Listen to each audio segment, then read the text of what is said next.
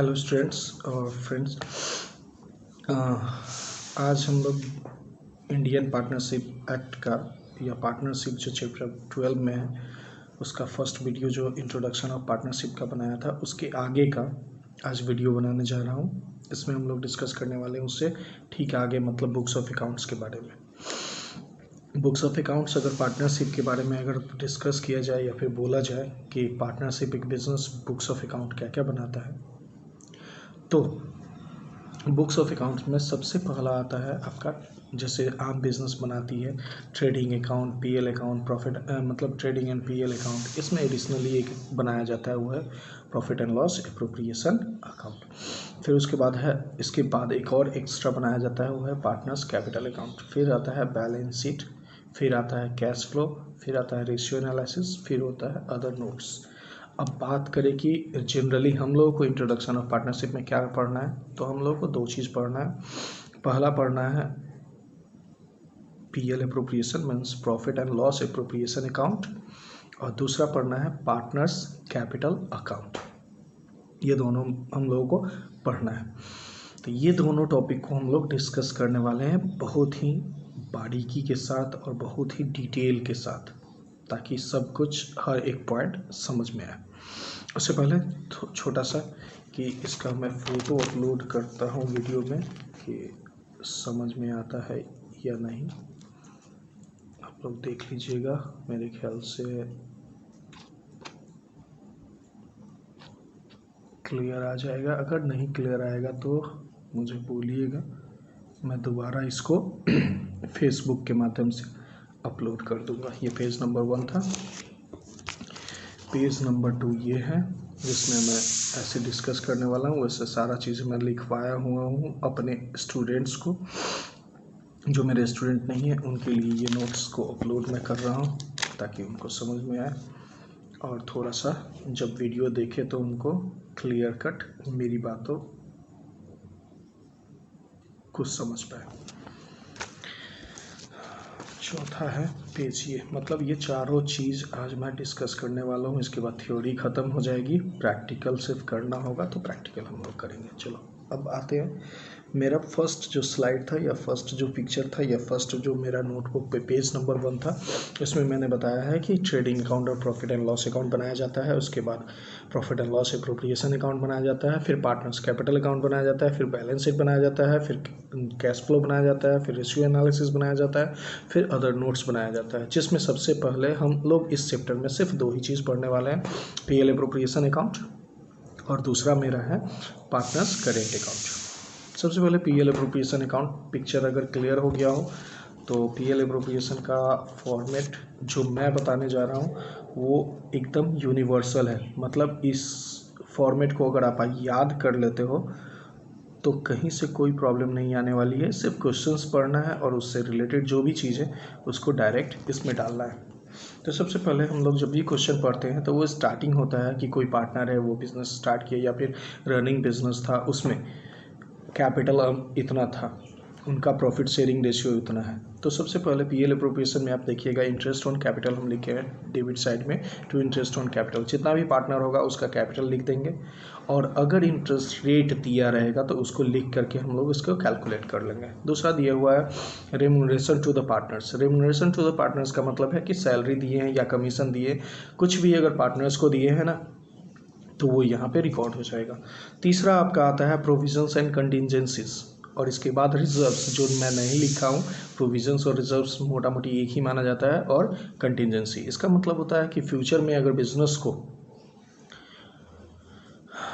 कोई प्रॉब्लम होने वाली है या कोई लॉस होने वाला है, या फिर लॉस अगर होगा तो उससे रिकवर करेंगे बिजनेस को, उस हिसाब से अगर कोई बिजनेसमैन और अगर कोई पार्टनरशिप बिजनेस अपने प्रॉफिट का एक हिस्सा जमा करती है फ्यूचर के प्रोस्पेक्ट से, तो उसको हम लोग प्रोविजंस या कंटिजेंसीज कहते हैं। उसके बाद आता है share of profit. Share of profit जैसे हम क्वेश्चन पढ़ते हैं तो वहाँ पे रेशियो दिया रहता है। अगर रेशियो नहीं दिया रहता है तो मतलब इक्वली करते हैं, जैसे हम लोग पार्टनरशिप डीड में समझे थे। उसके बाद इसके क्रेडिट साइड में चाहिएगा तो नेट प्रॉफिट होता है, उसमें प्लस माइनस एडजस्टमेंट्स होता है, जिसमें इंटरेस्ट ऑन लोन्स आता है, मैनेजर्स कमीशन आता है, फिर इंटरेस्ट ऑन ड्राइंग्स आता है इसके क्रेडिट में। अब एक प्रॉब्लम है कि बुक्स में जो पीएल एप्रोप्रिएशन का फॉर्मेट दिया हुआ है क्या वो गलत है या आपका वाला गलत है। तो बेसिकली दो चीज़ में सबसे ज़्यादा प्रॉब्लम आता है। पहला, जो हम एडजस्टमेंट्स दे रहे हैं ना, इसमें वही एलिमेंट्स आता है जो प्रॉफिट एंड लॉस में नहीं लिखा गया है।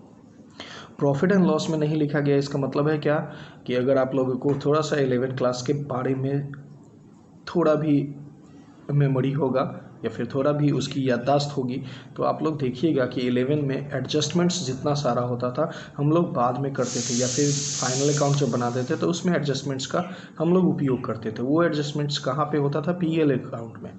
यहाँ पे जो नेट प्रॉफिट आ रहा है वो पीएल अकाउंट का पार्ट है, पीएल अकाउंट से निकला हुआ हिस्सा है।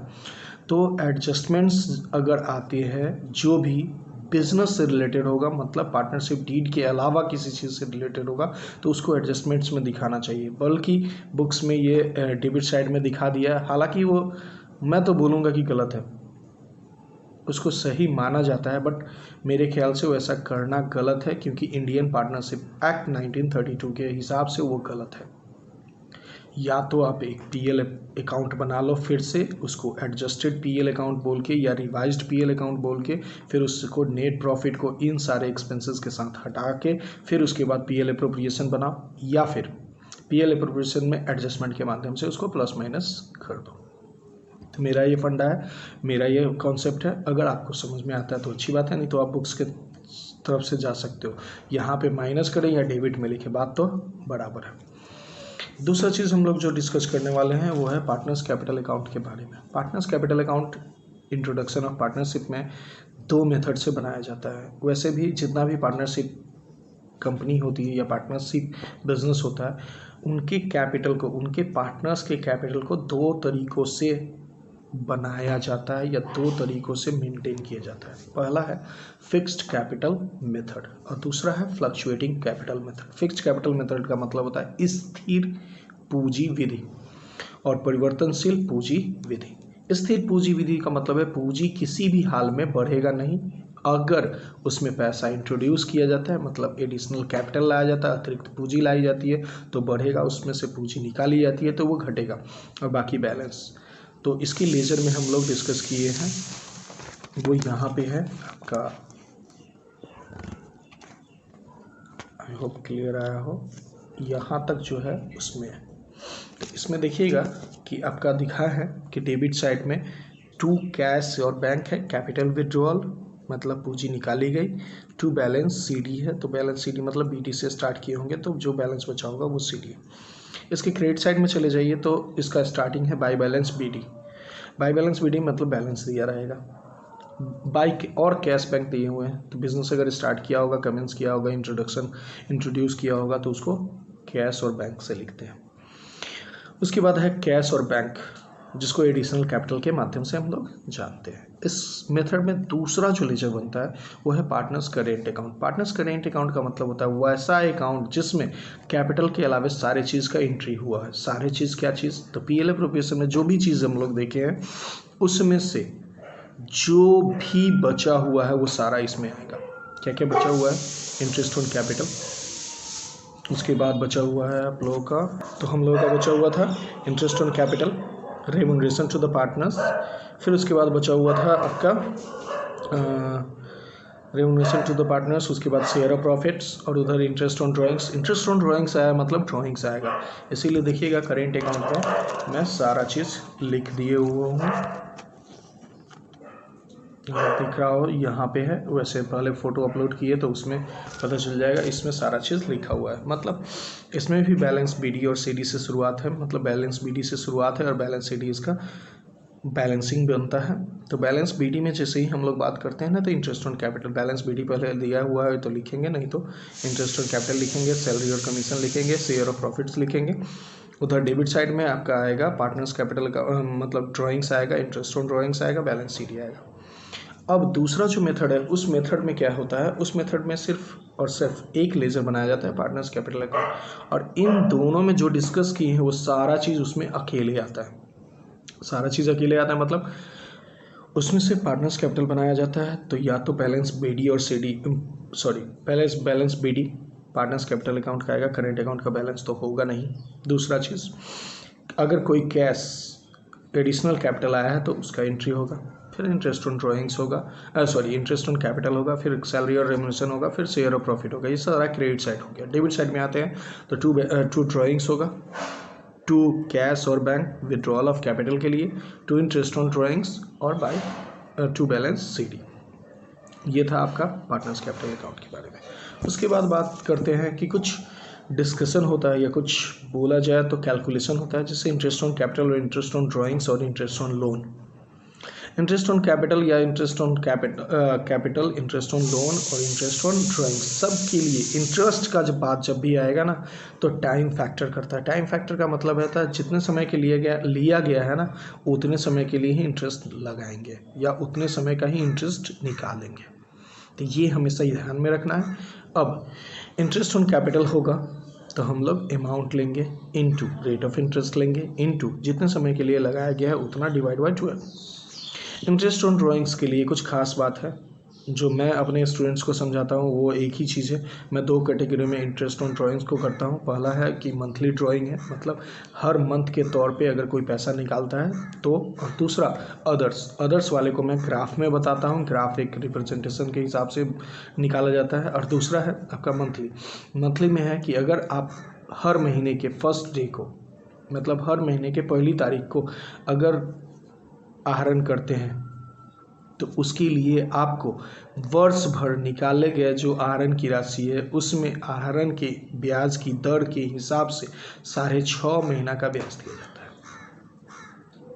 दूसरा, अगर मध्य हो या कोई दिन नहीं दिया हो और पार्टनर पैसा निकाल रहा है महीने तो उसके लिए पूरे वर्ष में जितना आहरण किए हैं उसमें आहरण का ब्याज दर इनटू 6/12 करते हैं, 6 महीने का ब्याज निकालते हैं। तीसरा है आपका जिसको हम लोग बोलते हैं कि अंतिम दिन, ठीक है। तो महीना के अंतिम दिन अगर पैसा निकालता है तो वर्ष भर में जितना आहरण किया है उसका इनटू आहरण का ब्याज दर इनटू 5.5 डिवाइड बाई 12, मतलब 5.5 महीने का ब्याज। तो बेसिकली यही था आपका थ्योरी। उसके बाद एक और टॉपिक आता है इसमें, guarantee to a partner. Guarantee to a partner का मतलब होता है किसी साझेदार को ना आश्वस्त कर रहे हैं। क्या आश्वस्त कर रहे हैं? कि आपको प्रॉफिट कम से कम दिया जाएगा।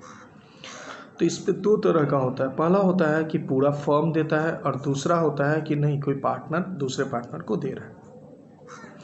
अगर फर्म देता है किसी पार्टनर को लाभ का श्योरिटी, गारंटी, तो हमेशा याद रखिएगा कि उस पार्टनर को जितना देना चाहिए था, जितना गारंटी दिया गया सबसे पहले उतना दे देंगे।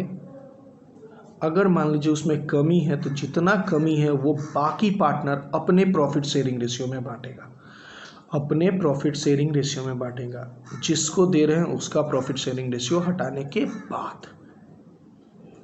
अगर इसके अलावा भी रेशियो नहीं दिया हुआ है, क्वेश्चन में कुछ और दिया हुआ है, तो क्वेश्चन के हिसाब से करेंगे। अगर कोई पार्टनर किसी पार्टनर को अगर देता है गारंटी, एश्योरिटी या फिर श्योरिटी प्रॉफिट का, और वो प्रॉफिट उतना नहीं हो पाता है, तो जो पार्टनर गारंटी दिया ना उसके शेयर ऑफ प्रॉफिट से घटा लेते हैं उस कमी को और इसको जोड़ के दे देते हैं। तो ये था। एक और है पास्ट एडजस्टमेंट बोल के, इसमें इस चैप्टर में आता है पास्ट एडजस्टमेंट। मतलब पास्ट में आप कोई गलती की है या प्रॉफिट डिस्ट्रीब्यूट कर लिए, कुछ गलती हो गया, ठीक है, तो उसका हम लोग रिकैप करते हैं या फिर उसको रीएडजस्ट करते हैं या उसका एडजस्टमेंट हम लोग करते हैं। तो ये टॉपिक एक्चुअली प्योरली सीबीएसई के लिए है। बिहार बोर्ड में भी कभी कभी पूछा गया है। इसको आउट ऑफ सिलेबस क्वेश्चन कहते हैं, क्योंकि आप बुक देखिएगा, बुक के शेड्यूल में कहीं पे भी नहीं लिखा हुआ, यहाँ तक कि गारंटी ऑफ पार्टनर भी नहीं लिखा हुआ है, लेकिन क्वेश्चन पूछता है। तो मैं अपने क्लास में तो करवा दूंगा, फिर भी आप लोग आई होप जो भी कर रहे हैं तो वो सब थोड़ा सा देखते रहिएगा। नहीं है तो कोई दिक्कत नहीं है, 5 मार्क्स का आता है या 3 मार्क्स का इसके ऊपर क्वेश्चन आता है, तो उसके लिए बेटर ऑप्शन रहता है। नहीं समझ में आया कोई दिक्कत नहीं है, दूसरा क्वेश्चन अटेम्प्ट कर लीजिएगा। तो ये था इंट्रोडक्शन ऑफ पार्टनरशिप का सेकेंड वीडियो, जिसमें हम लोग डिस्कस किए हैं पूरे जो बचे हुए थ्योरी थे उनको। इसके अलावा साझेदारी की विशेषता, ये सब सारा चीज़ हम लोग फर्स्ट वीडियो में डिस्कस कर चुके हैं। अब अगला जो वीडियो लाऊंगा उसमें हर टॉपिक पे एक एक क्वेश्चन बना हुआ होगा उसका फ़ोटो या फिर उसको वीडियो में देखते हैं कि किसी तरह से लाया जाता है कि नहीं, क्योंकि मैं तो मोबाइल से रिकॉर्ड करता हूँ, उतना प्रोफेशनली मेरे से होने वाला नहीं। 1 शॉट वीडियो बनाता हूँ, हुआ ठीक है, नहीं हुआ गलती हुआ वो आप लोग थोड़ा सा मैनेज कर लीजिएगा। हाँ, शेयर थोड़ा करते रहिए, क्योंकि बहुत ऐसा आदमी है जो पढ़ाई नहीं कर पा रहा है, तो लॉकडाउन में थोड़ा सा हेल्प हो जाएगा। और थोड़ा सा क्या हेल्प होगा, मेरे ख्याल से अगर मेरा वीडियो अच्छे से देखता है तो कंफर्म है कि उनको समझ में आना चाहिए। हाँ, एक बार में वीडियो देखने से समझ में नहीं आता है। एक तरह से एक छोटा सा बात बताते हैं ना, सस्पेंस वीडियो, सस्पेंस फिल्म देखते हो या थ्रिलर फिल्म देखते हो, एक बार में समझना मुश्किल होता है, और मेरा वीडियो सस्पेंस का स्क्वायर होता है, क्योंकि जो आप लोगों को पढ़ाया जा रहा है उससे थोड़ा सा डिफरेंट होता है, अपना तैयार किया हुआ नोट्स होता है, तो थोड़ा सा एडॉप्ट करने में थोड़ा तकलीफ होगा, क्योंकि किसी चीज़ को ओवर राइड किया जाता है ना, मतलब बोला जाता है किसी चीज़ को समझा हुआ है उसको ऊपर से दूसरे तरीके से समझने में थोड़ा टाइम लगता है। कोई दिक्कत नहीं, आई होप क्लियर होना चाहिए और होगा भी। थोड़ा कोशिश कीजिएगा वीडियो को रिपीट कर करके देखें, जितना रिपीट कीजिएगा उतना कॉन्सेप्ट क्लियर होगा। और मेरे ख्याल से अगर ऐसा लगता है कि वीडियो से कुछ समझ में नहीं आ रहा है तो कमेंट में दीजिएगा कि ये पॉइंट नहीं समझ में आ रहा है, उसको मैं एलाबरेट करने का कोशिश करूँगा, उसको डिटेल में बताने का कोशिश करूँगा। और थोड़ा सा सबका साथ सबका विकास वाला स्ट्रेटजी अपनाइए, थोड़ा शेयर कर दीजिए। मैं तो फेसबुक पे शेयर कर देता हूँ, लेकिन फिर भी आप लोग अगर ज़्यादा शेयर कीजिएगा, आप लोग जानते हो ये कौन 12 में पढ़ता है, तो उन लोगों को व्हाट्सएप पे शेयर कर दीजिए ताकि उन लोगों का भी थोड़ा भला हो जाए। ठीक है, चलिए बाय।